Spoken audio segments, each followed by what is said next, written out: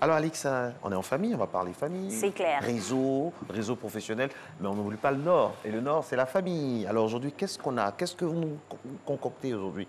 Le plat familial va comporter quoi? Le plat familial va nous mener dans les établissements de nos bouts de choux pour essayer de tisser les grèves, tout ça, là, un réseau. Il n'y a pas de grève, hein, c'est bon. On a eu dans le Flash Ivoire tout à l'heure de Abdoulaye Koné un reportage dans le flash, et la réalité dit quoi? Ah ben, ça aussi. On va vérifier. On se dit que ce qui est filmé par nos services est vrai.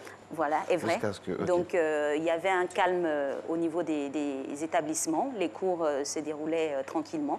Donc, nous, parents, on peut s'y rendre pour essayer de tisser des liens avec les enseignants de nos enfants, essayer de voir comment ça se passe, si les enfants sont assidus, s'ils suivent bien, ils sont consciencieux, ils sont bien respectueux aussi de toute la hiérarchie. Voilà, c'est comment donner, en tout cas avec Dr Lorraine, nous donnera les clés d'une bonne relation parents-enseignants, mais vous savez bien sûr que ça passe par notre capsule illustrative.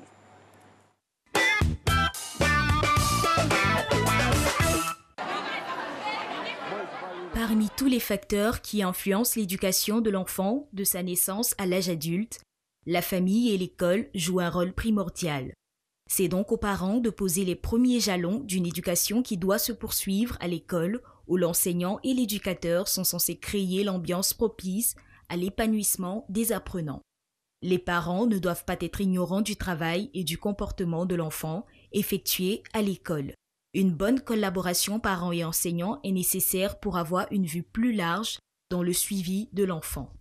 Je connais très bien les éducateurs et les enseignants de mes enfants parce que je vais régulièrement à l'école, je vais voir comment ils se comportent, comment ça va à l'école. Il est très important d'avoir des rapports avec les éducateurs, parce que ça permet à l'enfant de faire beaucoup attention à ce qu'il fait et ça te permet aussi de savoir comment l'enfant se comporte. C'est le retour qu'on a des autres, des éducateurs, des enseignants, qui fait qu'on peut savoir réellement comment est notre enfant.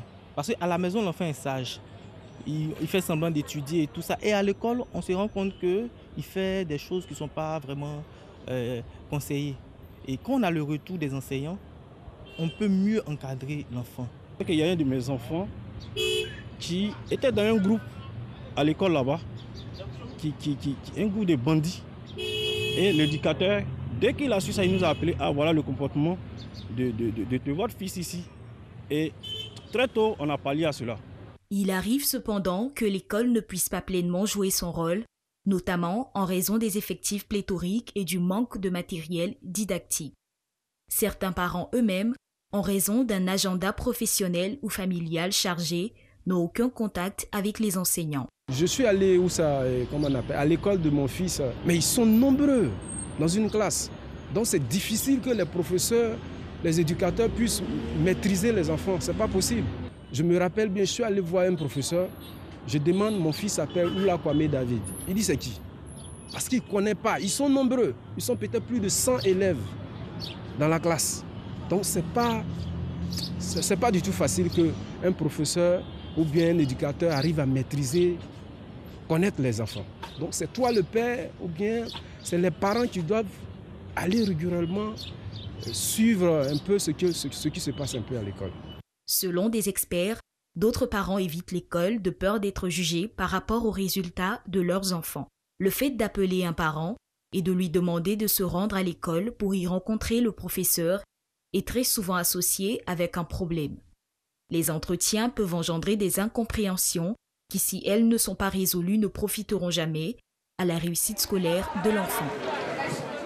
Les clés, mesdames et messieurs, dans la famille, les clés d'une bonne relation parents-enseignants, parfois, ça dépend de beaucoup de choses, de l'environnement, le niveau de l'éducation dans le pays, les infrastructures. Parce que, comme disait Alix pendant l'élément, les anciens enseignants, par exemple, connaissaient le nom des élèves par cœur. Aujourd'hui, avec les effectifs pléthoriques, avec des carences au niveau infrastructurel, c'est pas évident. Mais est-ce que cela donne un blanc-seing à nos parents de laisser comme ça les enfants à l'école sans passer de temps en temps? Parce que le carnet de correspondance, on ne le dira jamais assez, ne dit pas tout. Bonjour, docteur Laura Michel, bonjour bienvenue. Marco, bonjour Alors, Alice. quelle relation, quelle clé pour une bonne relation parent-enseignant? Pour quel parent et pour quel enseignant et pour quel système éducatif? Mais écoutez, déjà, il faut que chacun se mette en tête que le parent et l'enseignant doivent collaborer pour et dans l'éducation de l'enfant. Certains parents considèrent les enseignants comme leurs employés. Les enseignants ne sont pas les employés des parents. On voit même des parents qui vont pousser la dérive jusqu'à porter main aux éducateurs ou aux enseignants. Et ça ne se fait pas parce que ça casse l'image de l'autorité de l'enseignant ou de l'éducateur. Et après ce genre de scandale, l'éducateur perd sa crédibilité. Il est du coup obligé, pour la restaurer, à durcir le ton. Et ce n'est pas toujours que le durcissement de ton permet une bonne collaboration entre les enfants et les éducateurs. Donc le parent doit considérer l'enseignant comme un collaborateur. Pourquoi? Parce que l'enseignant a une mission. La mission de l'enseignant, c'est d'apporter à l'enfant le savoir, c'est-à-dire des informations. En plus, il va lui apporter le savoir-faire, c'est-à-dire il va lui donner des aptitudes. Ensuite, il va lui donner le savoir-faire faire. Il va lui donner des compétences. Après, il y a le savoir-être qui est la bienséance, le savoir-vivre, le bien-vivre ensemble. Donc, il y a tous ces éléments-là que l'enseignant doit apporter à l'enfant. Et si les parents ne collaborent pas ou ne prennent pas le relais ou ne s'y connaissent pas du tout, ils peuvent mal interpréter la démarche de l'enseignant auprès de leur enfant. Et s'ils ne sont pas du même avis ou de la même école, il y a des parents qui disent « on est des parents modernes ». Il y a des enseignants qui disent « nous, on a été à la vieille école ». Donc, c'est deux écoles différentes. Et pour ne pas que ça se télescope, il faut que le parent aille vers l'enseignant parce que l'enseignant ne peut pas venir vers tous les parents. On l'a dit dans l'élément, il y a des effectifs pléthoriques. Alors, c'est aux parents de faire la démarche d'aller vers les enseignants sans toutefois déranger le cours de l'enseignant. L'enseignant a 1 heure de cours ou 2 avec une classe. Donc, si le parent choisit l'heure de cours, il va diminuer le temps de présence de l'enseignant en classe et ils ne pourront pas aborder les questions essentielles en profondeur. Donc, ce qu'il faut faire, c'est déjà avoir les contacts des enseignants et prendre rendez-vous avec les enseignants. Mais le temps aussi est important. Les enseignants se plaignent que les parents appellent jusqu'à pas d'heure. Donc, il faut regarder les horaires raisonnables pour appeler les enseignants. Ce n'est pas parce qu'ils sont enseignants qu'ils sont à votre disposition. Docteur, comment s'introduit donc dans l'écosystème éducatif de son enfant? Déjà, quand on va choisir l'école de son enfant, on a des informations, on a une fiche d'information, on a le calendrier des réunions, on a les emplois du temps et surtout le carnet de correspondance, mais surtout, on a le règlement intérieur.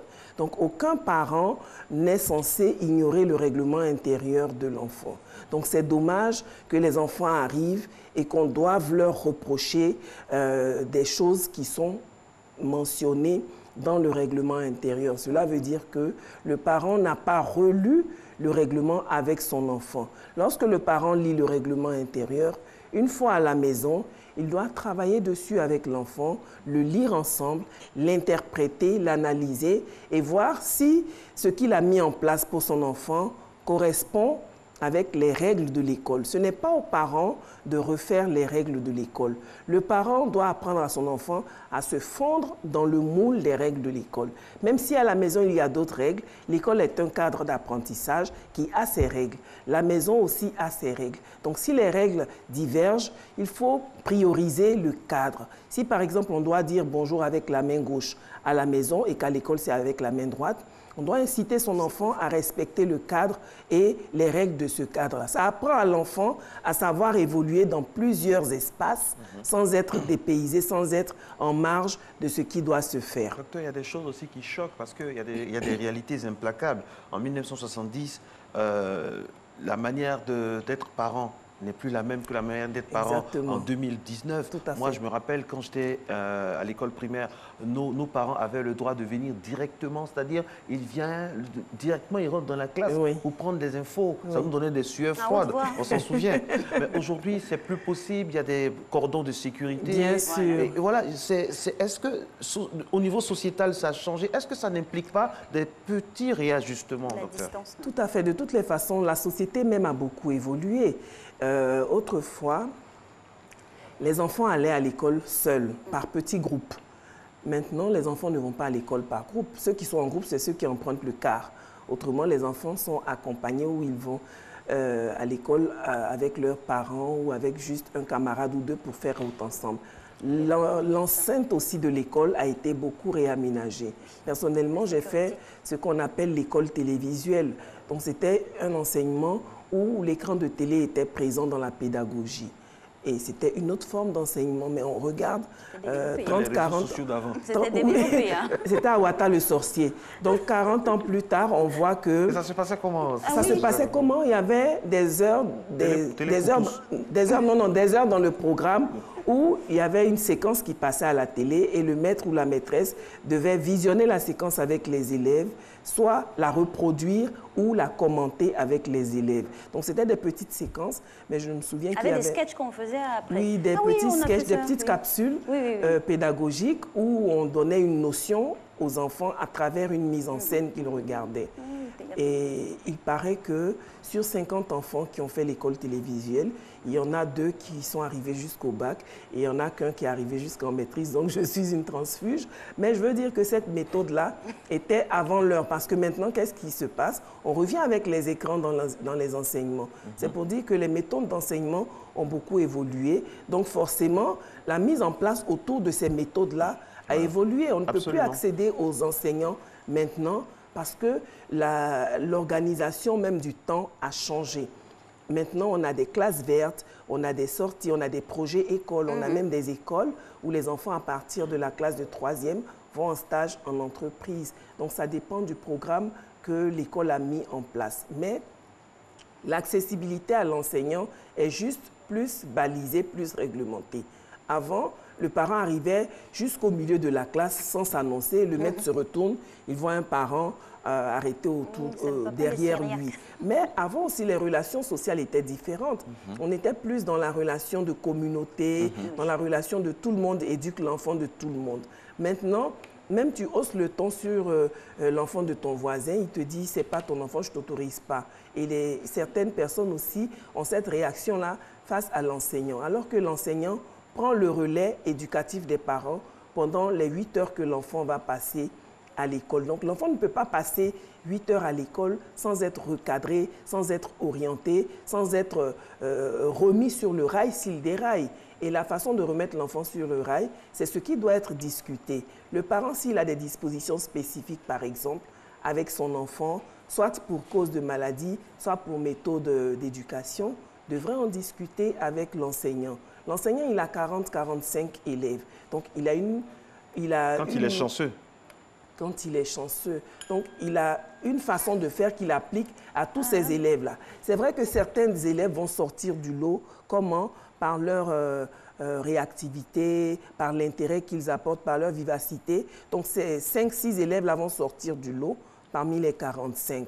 Et les 40 autres, qu'est-ce qu'ils font? Ils sont fondus dans la masse. C'est aux parents d'aider son enfant à sortir aussi de la masse parce que dans l'élément, on l'a dit, il y a un enseignant qui ne connaissait pas le nom de l'enfant. Il ne connaît pas le nom de l'enfant. Cela laisse supposer qu'il interagit rarement avec cet enfant-là. Il y a des enfants timides, donc il faut briefer l'enfant avant qu'il aille à l'école et surtout parler de sa journée d'école, suivre son évolution et ne pas hésiter à écrire dans le cahier de correspondance. On remarque que le cahier de correspondance a une correspondance à sens unique. Ça veut dire l'école donne des informations. Mais les parents aussi ont le droit de mettre des mots dans le carnet de correspondance de l'enfant. Lorsque le cahier est à l'école, ils peuvent faire une lettre qu'ils doivent mettre sous pli. Il ne faut pas déchirer une page du cahier et donner un papier volant comme ça à l'enfant pour dire « donne ça à ton maître » parce qu'on n'apprend pas à l'enfant à respecter la correspondance. À ce niveau-là, parlons de correspondance et puis d'évolution des différents systèmes éducatifs. On a un système éducatif divers ici. Il y a le privé et puis il y a le public. Dans le cadre privé, par exemple, il y a des journées portes ouvertes qui encadrent vraiment la relation ou la pénétration des parents dans l'enceinte de l'établissement. Oui. Il y a même des classes, il y a même des écoles où les parents vont parler de leur métier. Voilà.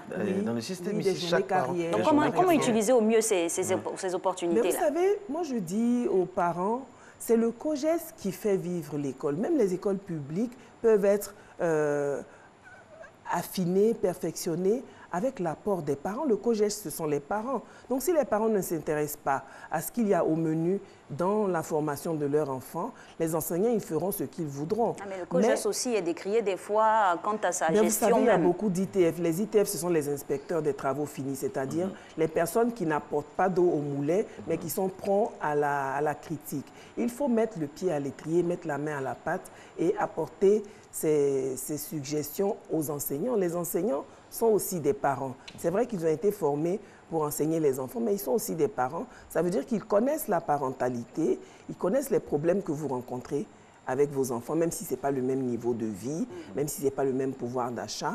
Mais en général, même les enseignants qui n'ont pas d'enfants deviennent des parents à force d'expérience. Donc, il faut collaborer et faire des propositions aux enseignants. Les propositions qu'on fait, il faut qu'elles soient réalistes. On ne peut pas, par exemple, dans une école publique d'un village, une école défavorisée, proposer que les élèves cotisent 10 000 francs pour faire, par exemple, une fête du livre. Je dis n'importe quoi. Alors que si on dit chaque enfant doit donner 25 francs pour qu'on fasse une fête du livre, ça, c'est faisable. Donc, faire des propositions réalistes. Il ne faut pas faire des propositions en comptant sur ce que moi je peux faire, mais sur ce que tous les parents pourraient faire. Parce qu'en adhérant à un projet, on le rend plus viable. Les informations qu'on donne à l'école privée en réunion, dans l'école publique, on donne les mêmes informations, juste que c'est une autre forme. Il faut aller à l'administration ou au tableau d'affichage pour avoir ces informations-là. Souvent, parce que les écoles publiques n'ont pas de salle de profs ou que les salles de profs sont trop exiguës pour recevoir des parents ou des personnes étrangères à l'établissement. Donc, à ce moment-là, chaque parent a la possibilité d'approcher les enseignants, l'administration, pour s'informer. Un parent qui est curieux du cursus de son enfant, il incite l'administration à se surpasser. Mais si les enfants sont livrés aux enseignants et aux éducateurs, il va de soi qu'ils ne vont faire que ce qu'ils peuvent sans se mettre la pression. Docteur, il y a des choses concrètes qu'on peut faire sans grands moyens dans nos écoles. Tout à fait. Dans d'autres pays, par exemple, Alix n'est pas venu à l'école aujourd'hui, on appelle aussitôt.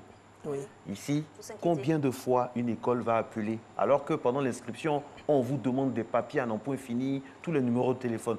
Des fois, vous êtes à la maison, vous ne savez même pas que votre enfant n'est pas à l'école. Oui. Et c'est après, quand l'éducateur vous appelle et vous dit, mais non, depuis 3-4 jours même, il ne venait pas, non, on ne savait pas. Mais c'est un scandale. Je veux dire qu'il faut des moyens de plus en plus modernes pour gérer cette relation parent-enseignant. Quand l'enfant sait que ses parents ne vont pas vers l'établissement, il est livré à lui-même. Alors qu'un enfant qui sait que ses parents peuvent venir à l'école à tout moment. On est tous enfants, on a tous été enfants, oui, on a peur. On a peur de ça, au contraire, ça nous arrange. Et quand tu vois la silhouette de ton parent arriver dans ton école, dis donc... Voilà, parce qu'on pense à la représailles après. Les parents, quand on les convoque à l'école, ça veut dire qu'il y a un problème. Et pour certains parents, c'est une humiliation d'être convoqués. Moi, j'ai souvenance de convocations avec des amis au CSP de Cocody. Ça s'est terminé par des bastonnades dans le hall. Oui, parce que le parent, il protège son image. Il protège son image. Son honneur. Son honneur. Or, l'enfant aussi a son honneur à défendre. C'est clair. Donc, lorsque, par exemple, on tombe sur une scène où le parent ne peut pas payer la mensualité de l'école de son enfant, au lieu de discuter avec l'administration, il envoie l'enfant pour dire, va dire que ton papa a voyagé ou que ta maman est malade.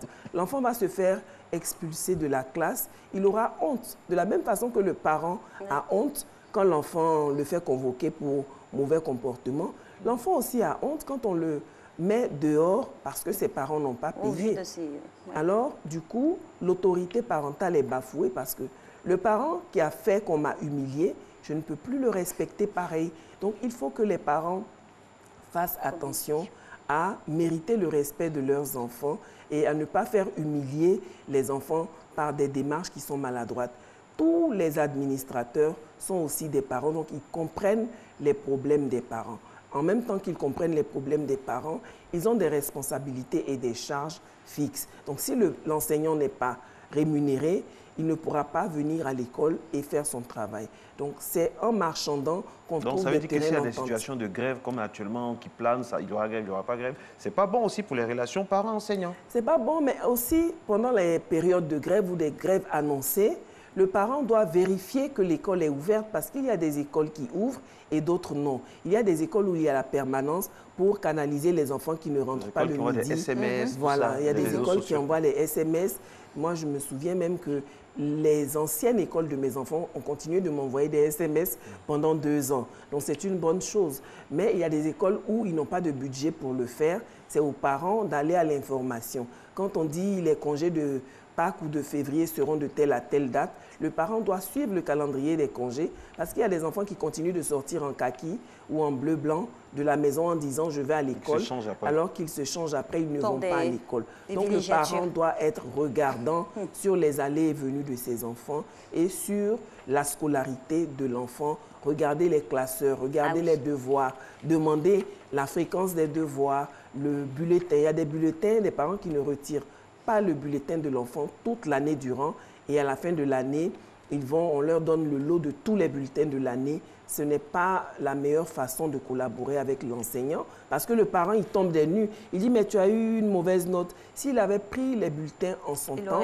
il aurait pu rattraper. Mais quand on laisse l'année s'écouler et qu'on va juste à la fin de l'année pour voir si l'enfant est admis ou non, on n'a pas fait sa part dans la collaboration avec les enseignants parce que les enseignants ne peuvent pas tout faire. Merci beaucoup. Bonne chute, les enseignants ne peuvent pas tout faire. C'est clair. À bon entendeur.